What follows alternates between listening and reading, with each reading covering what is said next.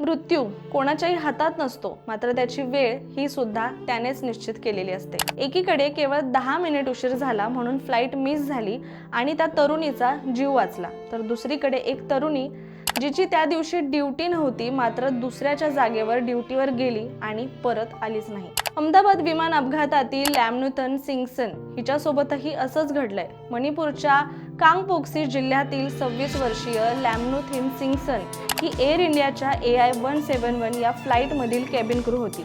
ती मुळात या फ्लाइटवर नसणारच होती, पण एका सहकार्याच्या रजेमुळे ती या प्रवासाचा भाग बनली। 12 जून रोजी अहमदाबादहून लंडनला जाणाऱ्या या विमानाने उड्डाण घेतल्यानंतर काही वेळातच अपघात होऊन ते कोसळलं। 242 जणांपैकी फक्त 1 जण बचावला। लॅमनुथेमसह सर्वजण मृत्युमुखी पडले।